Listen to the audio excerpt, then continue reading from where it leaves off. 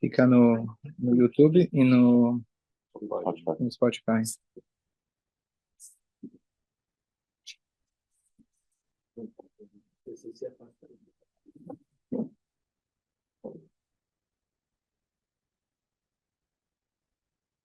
Bom dia. Ainda estamos no capítulo que fala sobre como a gente melhorar nosso caráter, qual que são as leis em relação à nossa conduta emocional, social. E hoje ele vai falar sobre uma das coisas mais difíceis, que é você advertir uma outra pessoa. Em Yiddish se fala Eitzegeber, aquele cara que gosta de dar palpite, dar conselho, ou pitaco, melhor ainda, pitaco. Ninguém gosta desses caras. Ninguém gosta de ser chamado a atenção. O Talmud ele diz que quando você aponta um palito de dente, o outro, ele te devolve com uma tora na cabeça. Eu fiz isso, sabe o que você fez? Isso é muito pior. Mas uma das grandes vantagens de a gente viver numa sociedade é o fato que as outras pessoas, você vai ter que, de alguma maneira, você vai ter que se como chama? Se sociabilizar de uma maneira que seja civilizada. Se você vive sozinho, mais provável que você vai tomar suas atitudes do seu jeito, ninguém vai estar aí para chamar a tua atenção, e você provavelmente vai ser um bicho, uma besta selvagem. Então, quando a Torá ela fala que Lotov heyot Adam levador, quando Adam foi criado, ele não tinha esposa, não tinha sogra, mas Deus ele fala Lotov. Não tem essa frase na Torá em outro lugar. Lotov. Não é bom. Não é bom o homem estar sozinho. Estar sozinho é algo ruim. Lotov. Na criação do mundo, cada dia Deus vai falando. Vaiara do Kim Kitov, ele viu que era bom, ele viu que era bom. Mas a pessoa estar sozinha não é bom. O convívio social permite o nosso crescimento. Não é só que eu preciso de você para juntos a gente poder construir o mundo, que é importante, mas para o meu bem-estar particular, eu não consigo crescer se não tiver uma outra pessoa ao meu lado. Especialmente se essa pessoa for a esposa. A esposa é a melhor advertência, é a melhor que vai dar pitaco no marido. Isso não é algo negativo. A Torá fala para a gente que Deus fala, Eselo ezer kenegdo. Farei a ele uma ajudante ou uma ajuda kenegdo. Kenegdo pode ser traduzido como perante ele, ou kenegdo é contra ele. O cara fala, você noivou, contra quem você noivou? É? Então, qual que é a explicação? Então, Urashi ele diz, se você for uma pessoa boa, ela vai ser uma companheira. Se você não merecer, ela vai ser kenegdo, ela vai ser contra, e se prepare. Mas a explicação mais profunda é que não são duas pessoas, dois tipos de pessoas, dois casamentos. A melhor ajuda, o Ezer, a melhor ajuda que alguém pode dar para você é ser kenegdo, ser diferente. Está contra você, não no sentido de te, shalom, destruir, mas no sentido de construir. Você conseguir ver que você não é o único nesse mundo, conseguir tentar enxergar de outra forma, você está pronto para escutar, e se você escutar, você vai ter a oportunidade de crescer. A gente tem uma história nessa já. Bora. Boa, muito bom.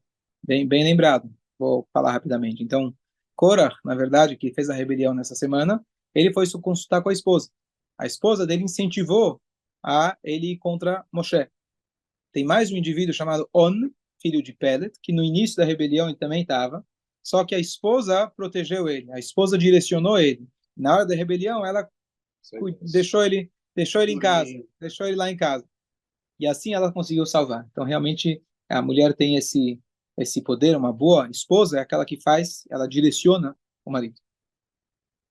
Então, tem os dois lados. Vamos falar um pouco daquele que escuta e depois daquele que vai, eventualmente, dar o pitaco. Você não pode dizer, falar, bom, não tem que me meter na vida dos outros. Eu estou bem, eu faço certo, se quiser, aprenda de mim. Errado. Nós, Yehudim, vivemos no mesmo barco. Se alguém está fazendo um furo no barco, não é no lugar dele que ele está fazendo furo. Vamos todos. O povo judeu é um corpo só. Se tem alguém que não está fazendo o que ele deveria estar fazendo, é teu problema. É teu problema. Você deve sim se importar com outros. Não tem essa, não é da minha conta. A gente precisa se importar. A pergunta é se você é a pessoa adequada para conseguir ajudá-lo. Talvez não. Mas aquele problema é um problema que condiz a você também. A gente não pode ser indiferente. A pessoa que escuta é muito difícil, mas tem aquela frase que diz Ehov et abikoret. Ame a bikoret, como se traduziria? A pitaco, mas é a palavra mais... Quando alguém vem te admoestar, alguém vem te... Ame a crítica. A crítica. Boa, ame a crítica, pois ela vai te colocar no lugar correto. Amar a crítica? Eu odeio ser criticado. Alguém gosta de ser criticado? Eu gosto de elogio. Quem não gosta de elogio? Mas o elogio, muitas vezes, na melhor das hipóteses, te deixa igual. Às vezes te coloca para baixo. Ah, eu já sou bom? Não preciso. É a crítica que ela vai te colocar no lugar certo. Agora, a palavra que ela fala é ame a crítica. Difícil amar a crítica. Posso até ouvir, mas amar a crítica? Então tem que tomar um cuidado. Qual que é o cuidado? Rabino Tversky, famoso, ele conta uma passagem que ele fala, ele deu uma palestra, ele era um palestrante fora do comum, tinha lá um público enorme, 200 pessoas, todo mundo aplaudiu, foi muito bom. Na saída, um cara encontrou ele e falou, olha, não gostei muito daquilo que você falou. Ele volta para casa com um gosto ruim na boca, sabe? Aí ele para e pensa, peraí, de 300 pessoas, aparentemente 299 gostaram. Um falou mal, já destruiu meu dia. O mal faz mais barulho. Então a gente tem que tomar o cuidado de saber equilibrar. Não que aquela bicórdia, que a crítica, ela vai te destruir e você vai ficar chateado por ela, mas você para e escuta. Se aquilo que ele falou tem sentido, aprenda alguma coisa. Muitas vezes não tem sentido, ele está falando que ele está querendo desabafar, está querendo um problema para o pessoal dele. Então, mas a gente precisa amar a crítica, a gente precisa estar pronto para ouvir e, se for algo que dá para você aprender, escuta, aprenda e tenta melhorar. Mais ainda, às vezes fala, pô, quem é esse cara para me dar essa crítica? Que moral ele tem? Normalmente quem vem criticar é porque a pessoa está incomodada. Por que está incomodado? Porque tem o mesmo problema. E a gente enxerga, ele não enxerga. Então você chega, ele veio me falar disso? Ele é o pior exemplo disso. Então tem a frase que diz, Kabel et haemet mimish amro. Aceite a verdade de quem falou. De quem falou, não a pessoa. Deus. A verdade vem de Deus. Se aquilo que ele te falou é verdade, tenta receber. Independente se ele tem moral para dizer ou não tem para dizer. Se é verdade, algo que você pode olhar no espelho e falar, bom, eu posso melhorar, receba isso como algo que veio de cima, que veio de Hashem. E não se importe se a pessoa tem moral ou não tem moral. E se alguém vem te criticar e você simplesmente rebate, você perdeu uma oportunidade de crescimento. É, crítica construtiva, é um negócio complicado. O pessoal fala, sem querer criticar, é uma crítica construtiva, aí o cara manda ver. Então, é difícil. É uma arte você conseguir. Eu vou contar uma história que uma pessoa me criticou, mas ele criticou de uma maneira tão saudável, tão boa, e eu lembro com muito carinho. Uma vez eu fui dar um shiur, e ele me ligou, ele sentiu que o shiur não foi bem preparado. Não fui bem preparado. Eu fui, mas falei mais do que já estava gravado no disco. Mas ele falou de uma forma tão respeitosa, não lembro agora os detalhes, mas ele falou primeiro, aprecio muito o que você dá, você é um cara que sabe dar shiur, você é um cara, sabe, ele falou de um jeito e falou, olha, não quero criticar, eu só quero, olha, alguém comentou para você, eu tô realmente, mas ele falou de um jeito com tanto amor, com tanto carinho, que realmente aquilo me fez pensar, crescer e não ficar com ódio dele da alguém que me criticou. Então é uma arte. Primeiro você precisa cortar suas unhas antes de você dar uma vacina em alguém. Se as tuas unhas estão grandes, estão com impurezas, você não passou o álcool gel, não colocou a luva, você vai piorar a situação. Você vai trazer a impureza para dentro do outro. Para você dar uma vacina no outro, você precisa preparar o ambiente. E também, Rabado, tem pessoas que dão a vacina e você nem sente. Tem pessoa que dá a vacina e fica... Boa, boa, boa. Se ficar aquela marca lá toda, o hematoma, precisa saber fazer. Em relação à pessoa que vai dar, eventualmente, você quer ajudar uma outra pessoa a crescer. Então, primeira coisa, se você vai falar para alguém que não vai ouvir, você não deve falar. Se você imagina que aquela pessoa não vai ouvir de você, é melhor você ficar calado. Não adianta falar. Não adianta chegar para alguém que você não é amigo, você não tem contato, você não tem carinho, ele não te conhece. Você chega, você fez A, B, C. Quem é você para falar com ele? Então você não tem, você pode até tentar de outra forma, mas não você não é a pessoa certa. Você tem que ter um contato com a pessoa. Número 2, você tem que ter moral para falar. Então olha bem no espelho, vê se aquilo que você vai falar para o outro, você realmente pode falar para ele. E fala com coração. Falar com realmente quando você se importa e se coloca no lugar da pessoa.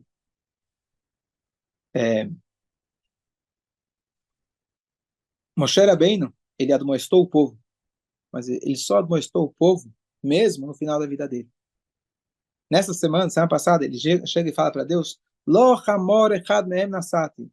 Eu não peguei nenhum burro deles. Quando Moshe Rabbeinu saiu da casa do sogro, ele estava indo para o Egito para salvar o povo. Ele poderia pegar o vale gasolina, vale carro, vale terno. Eu estou indo a serviço comunitário. Eu tenho esse direito. Ele fala: não. O burro que eu fui, que eu montei, era burro meu.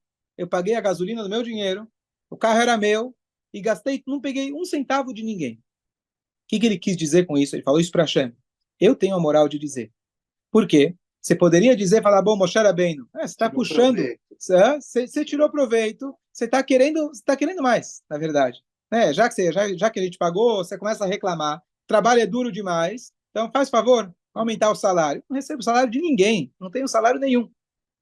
Aí outra coisa, Moshe Rabbeinu, ele quando foi admoestar o povo, ele já tinha conquistado as fronteiras de Israel. Ele fez a guerra com os inimigos que estavam na porta de Israel, na boca. Alguém poderia falar, Moshe, você está puxando nossa orelha, né? Porque você não consegue. Você não trouxe a gente para Israel e você joga a culpa na gente. É fácil. Você dá a bronca no outro para você limpar a sua ficha. Esse é o mais comum. Então, Moshe Rabbeinu, primeiro ele fez a guerra, mostrou que pode. Ele não poderia entrar tecnicamente por outras questões. Então ele falou, olha, vocês estão aqui na boca do gol, preparei tudo. Ninguém pode reclamar que não trouxe vocês até aqui. O problema foi de vocês. Vocês que erraram no meio do caminho. A força, a condição de conquistar está aí. A gente já limpou todo o terreno das fronteiras. Agora eu posso falar. Ninguém tem um A para falar de Moshe Rabbeinu. Quando ele fala, aquilo fica marcado, aquilo fica registrado. Então, estou falando só alguns pontos, algumas coisas que a gente pode parar, ponderar, antes da gente puxar a orelha de alguém, antes da gente advertir alguém, mas a Torá nos dá como obrigação. Não se isente disso. Você tem a obrigação de advertir. Advertir, está escrito até 100 vezes. Até que a pessoa bata em você e fala, não quero mais ouvir. A advertência tem que ser com amor. A advertência não precisa ser, não faça. A advertência pode ser, faça. Venha comigo, vamos fazer. De uma maneira positiva, construtiva. Mas a gente não pode ser indiferente ao outro. Uma vez que a gente vive na sociedade, a gente está sempre olhando a conduta dos outros e a gente muitas vezes vê que alguém está fazendo alguma coisa, é mais fácil rebaixar o outro do que eu subir na cadeira. E se eu rebaixo o outro, eu tenho a ilusão de que agora está tudo certo. Então, se o cara está se dando bem na vida, não, mas ele não é honesto. Pronto. Ao invés de eu falar, eu vou trabalhar mais, eu quero também me dar bem, quero ter muito dinheiro, não. O cara, ele não é honesto. Pronto, posso dormir tranquilo à noite, não preciso fazer nada. Então, quando um Yehudi, especialmente, ele vê outro se tornando, vamos chamar assim, a linguagem que se usa popularmente, religioso, então é muito comum de alguém se sentir meio incomodado, porque a Torá é para todos. E todo Yehudi, de um jeito ou de outro, ele sabe que ele tem que ter um contato constante com Hashem e ouvir a Torá. Por mais que ele negue, todo Yehudi ele sabe disso, no seu subconsciente, pelo menos. Quando você vê alguém fazendo, bate a culpa. Como se lida com ela? O jeito mais fácil é você falar que o outro, ele é religioso, mas ele não é uma pessoa honesta. Ele é religioso, mas ele tá maluco. E pronto, eu fico na minha zona de conforto. Então, quando você se sente incomodado pelo crescimento do outro, em qualquer área que for, suba na cadeira, não coloque o outro no buraco. Tem a ver com a Paraxá, né? Porque você está... Isso, Korach, ele falou, somos todos iguais, mas eu quero ser um pouco mais igual. Não, como você está se sobressai, quer dizer, subindo em cima do povo. E aí, o que aconteceu com Korach? Ele foi levado para o buraco. Foi rebaixado. Foi rebaixado, foi para o buraco. Exatamente. Ok. É proibido a gente envergonhar uma outra pessoa. Isso está totalmente ligado com essa mesma mitzvah que a gente falou. Porque já que eu sou responsável, eu sou o pai, eu sou o professor, eu sou o rabino, eu sou mais velho, eu sou mais sábio, então eu posso falar, olha o que você está fazendo aí.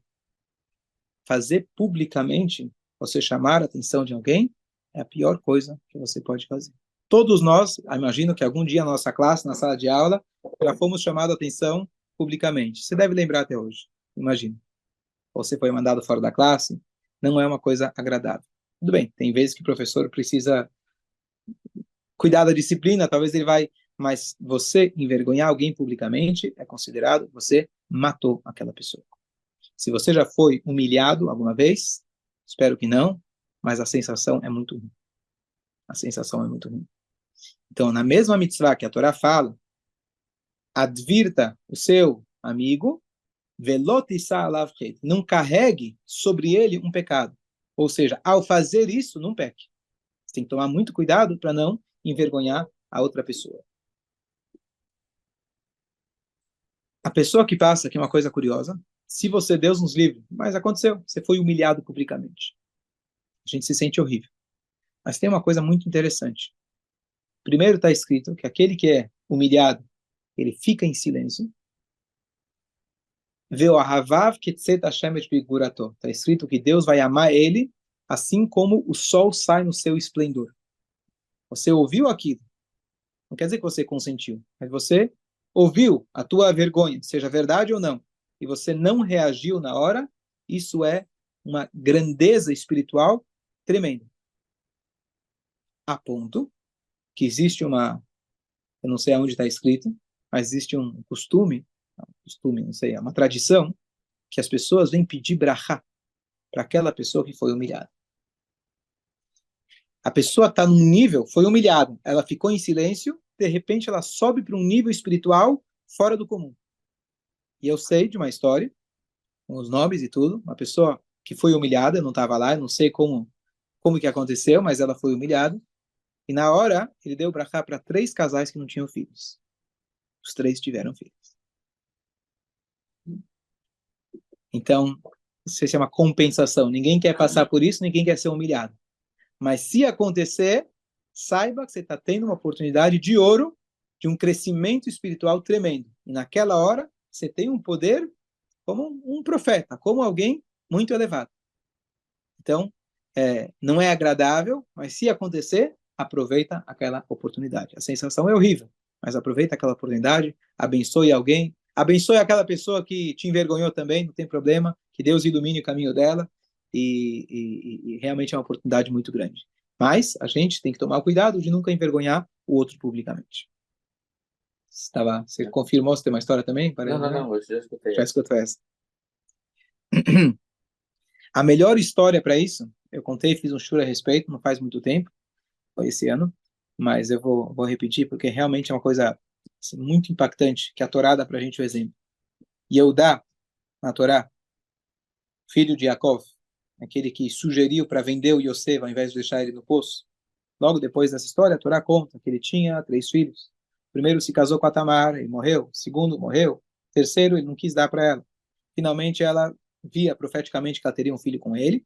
Então ela se fez de uma mulher de rua e ele teve uma relação com ela. Ele estava sem cheque, cartão, Pix ou celular. Então ela falou: como você vai me pagar? Ele falou: olha, não tenho dinheiro agora, mas vou deixar o penhor. Então ele deixou com ela lá o RG, a carteira e a chave do carro. Eram outras coisas, era o bordão dele, era o como que era? O cetro dele, pitiló, ele deixou 3 coisas com ela. Aí ela engravidou de primeira. De repente ele e Yehudá voltou para o posto dele. Yehudá na verdade era um juiz do povo, a pessoa do mais alto nível. E ele ficou sabendo, ninguém sabe o que ele fez, mas ele ficou sabendo que a nora dele engravidou. Como que ela engravidou? Ela não está casada com ninguém? E ela era filha de Shem, pela lei da Torá na época, etc. A Torá não tinha sido dada. Ele falou, ela tem que ter pena de morte, ela tem que ser queimada. Ela foi chamada para o tribunal e, quando ela estava sendo levada, aí vem o ponto-chave, ela manda aqueles 3 objetos para Yehudá, numa sacolinha, fala, olha, eu estou grávida do homem a quem esses objetos pertencem. que ela pensou? Ela falou, olha, eu não vou expor ele. E Yehudá tinha, nesse momento, uma opção. Ele poderia engolir seco, falar, manda queimar. Pronto, queima de arquivos. Ninguém nunca vai saber. Queimou o arquivo, ninguém nunca vai saber.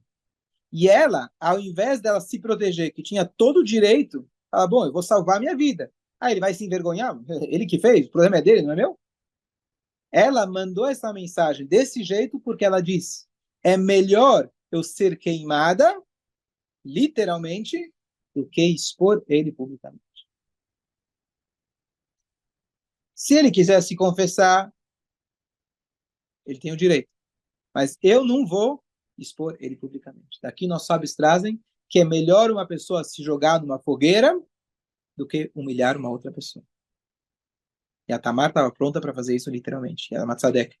Aqui a gente deduz que isso que ela fez, se vestir uma mulher de rua, etc., tudo foi com profecia, tudo foi com algo, um nível de caráter muito elevado. E não com uma pessoa que quis simplesmente sair aí afora. Tem uma exceção, que se uma pessoa ela está pecando um pecado publicamente perante Deus, não com você. Se é um problema com você, você resolve no canto, você resolve em casa.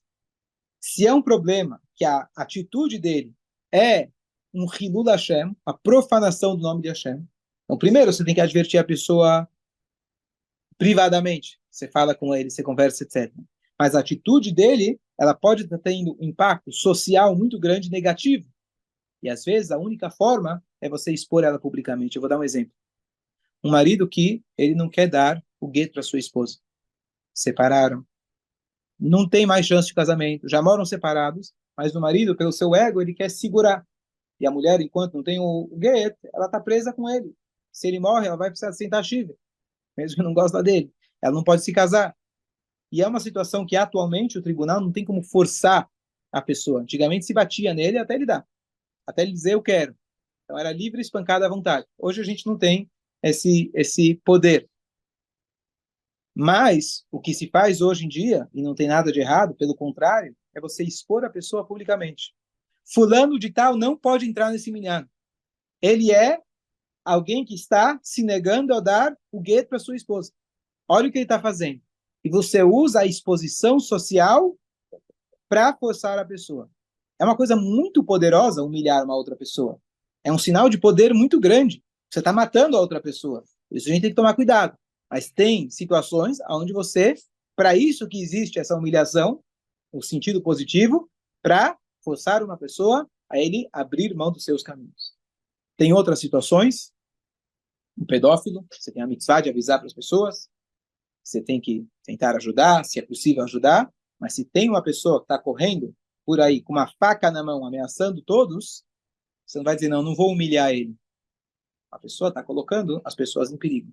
Você tem a obrigação de advertir, de avisar, de humilhar, fazer todo o necessário para evitar qualquer tipo de problema. Então, essa é a única situação que a gente realmente deve apelar para esse tipo de humilhação. Isso realmente é uma coisa que funciona bastante.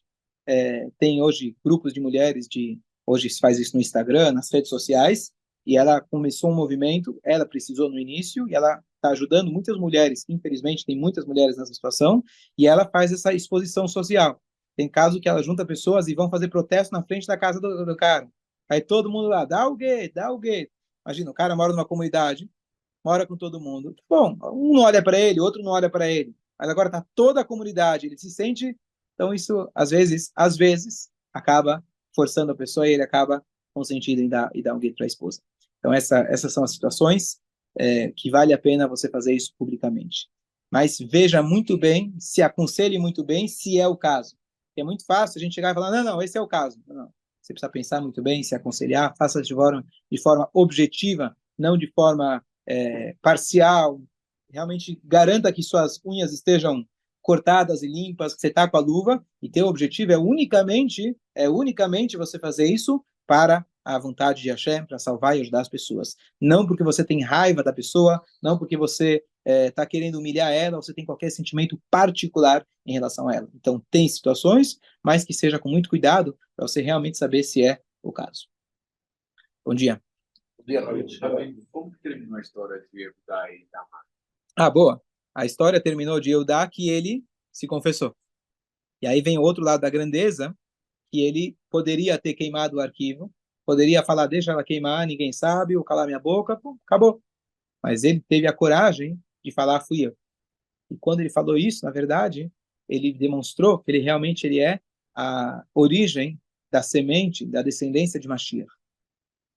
Mashiach não é alguém perfeito. Mashiach simboliza nós, simboliza o nosso trabalho. São pessoas capazes de errar, mas somos capazes de assumir o nosso erro.